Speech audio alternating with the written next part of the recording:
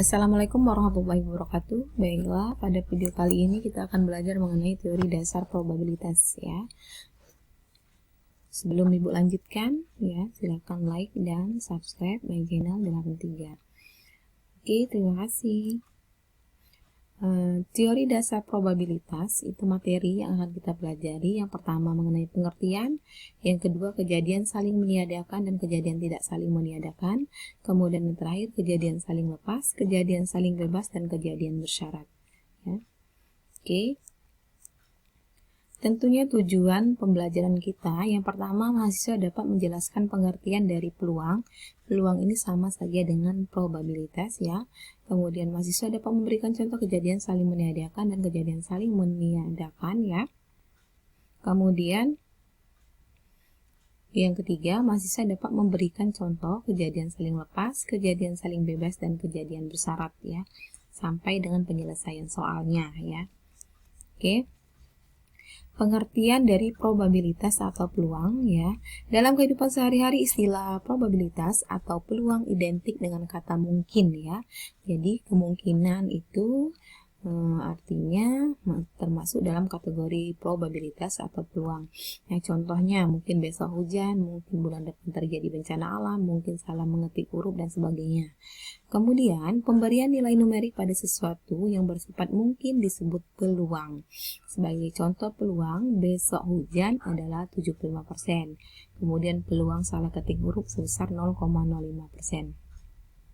Selanjutnya, pada umumnya, peluang berada pada semua peristiwa yang belum terjadi ya. Biasanya peluang itu untuk kita menaksirkan sesuatu yang belum terjadi ya. Berapa besar kemungkinannya, berapa besar peluang yang mungkin. Oke, sekarang kita akan lanjutkan ke istilah-istilah peluang.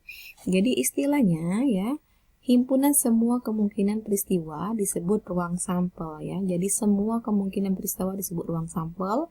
Kemudian anggota yang ada dalam ruang sampel disebut titik sampel atau sample point. Anggota atau elemen adalah objek yang menjadi fokus perhatian. Misalnya dalam bidang pendidikan ya, yang menjadi objek itu bisa orang ya, orang dalam bidang pendidikan dan tentunya ada siswa, ada mahasiswa, ada guru ya, ada dosen dan sebagainya. Kemudian ada benda, ya arti benda-benda yang berhubungan dalam bidang pendidikan. Kemudian ada unit organisasi. Unit organisasi ya bidang pendidikannya jenjang apa, misalnya SD, SMP sampai dengan perguruan tinggi ya. Selanjutnya, kejadian atau peristiwa adalah proses terjadinya sesuatu baik disengaja atau tidak. Peristiwa mempunyai kesempatan yang sama disebut equally likely.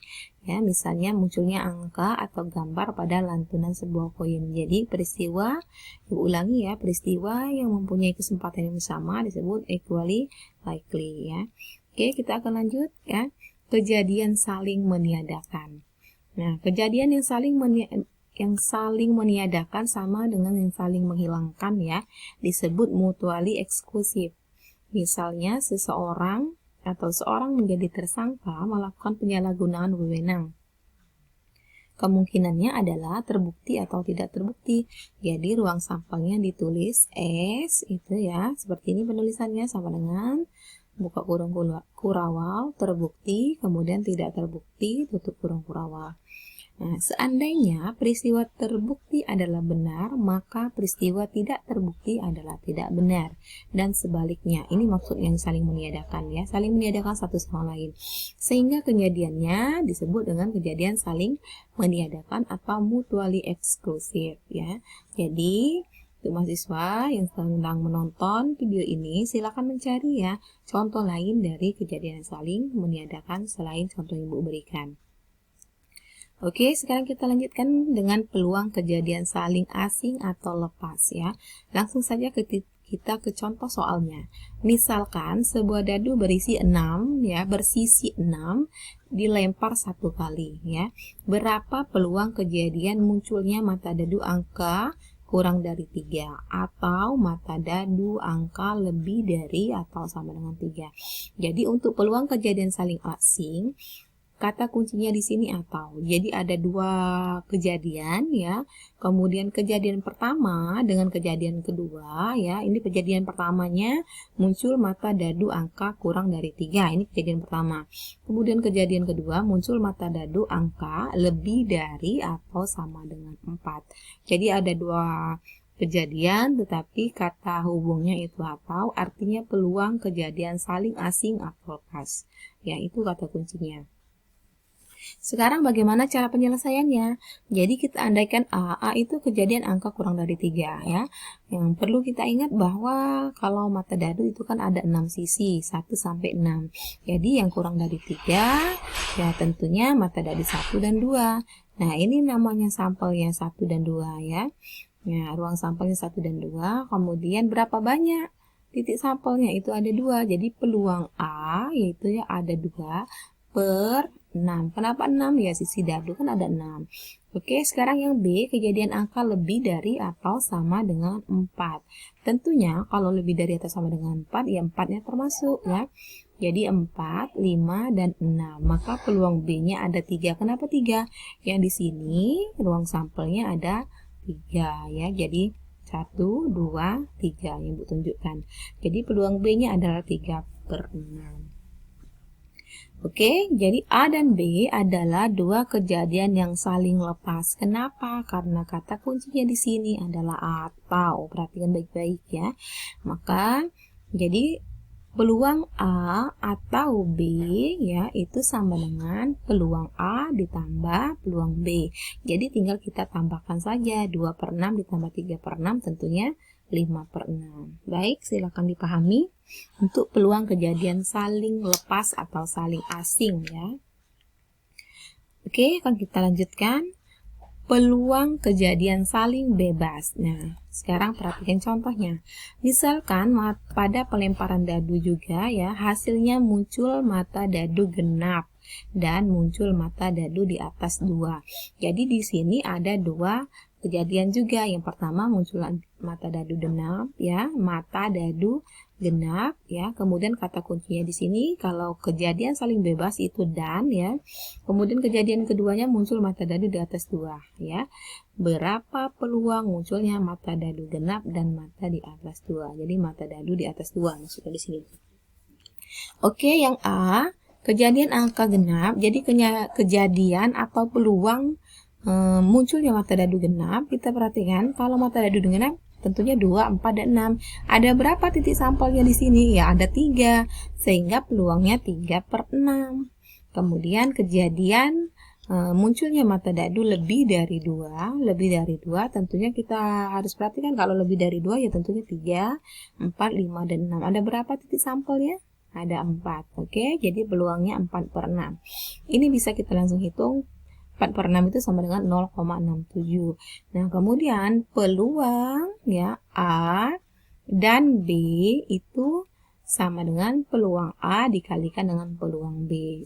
Perhatikan peluang A-nya berapa, kemudian peluang B-nya berapa, tinggal masukkan saja ya. Sehingga hasilnya itu 0,33. Kita kalikan ini, oke. Ini kurungnya kelebihan 1 ya. Oke, ya, sekarang kita ke materi yang terakhir ya. Itu mengenai peluang kejadian bersyarat ya. Nah, bagaimana sih peluang kejadian bersyarat? Nah, kejadian bersyarat menjadi dasar penemuan dalil atau teorema Bayes ya. Jadi ini yang menemukannya yang dinamakan teorema Bayes. Peluang atau probabilitas B bersyarat A ditulis P buka kurung B bersyarat A. Ini cara bacanya. Kalau misalnya dengan simbol seperti ini, peluang B bersyarat A ya. Sekarang rumusnya apa yang kita gunakan? Ini rumus yang kita gunakan, oke ya. Jadi peluang A dan B ini yang saling bebas itu sama dengan peluang A dikalikan peluang B bersyarat A. Nah, atau peluang B bersyarat A itu sama dengan peluang A dan B. Ini dan ya, dan ini saling bebas dibagi dengan peluang A. Oke. Ya, sekarang ke contoh soalnya kita. Contoh peluang kejadian bersyarat ya. Nah, sekarang di sini ada contohnya hasil survei 900 orang tentang jenis pekerjaan dan gender disajikan pada tabel berikut ya. Ada gender laki-laki, wanita, yang tentunya dua pasti ya, gender jenis kelaminnya. Ada pekerjaannya anggota DPR atau DPRD, ada artis, kemudian ada jumlahnya. Nah, jumlahnya di 900. Berapa peluang seorang wanita dengan syarat ia juga seorang anggota DPR ya? Nih, jadi kata-katanya pasti ada kata syarat ya. Ini contoh peluang kejadian bersyarat. Oke, sekarang kita ke penyelesaian. Sebelum ke penyelesaian kita tuliskan kembali tabelnya. Oke. Sekarang kita lihat peluang wanita dan anggota DPR ya. Peluang wanita tetapi dia anggota DPR. Di sini kita lihat ya, ini anggota DPR. Wanitanya berapa? 150. Jadi 150 ya. Per 900. Kemudian peluang anggota DPR ya. Peluang anggota DPR, ini anggota DPR, peluangnya berapa? 550. Jadi 550 per 900. Oke, nah sekarang tinggal kita buat peluang wanita dengan syarat anggota DPR itu sama dengan peluang wanita dan anggota DPR ya dibagi dengan peluang anggota DPR. Oke, kalau sudah seperti ini, mudah dalam penyelesaiannya ya. 150 per 900, artinya kita bagikan terlebih dahulu, kemudian dibagi, kita kerjakan yang di dalam kurung. Selanjutnya, nah ini sebentar ya. Selanjutnya 550 dibagi 900 berapa? Dibagikan baru hasil pertama itu dibagikan hasil kedua. Nyatanya dapatnya 0,27.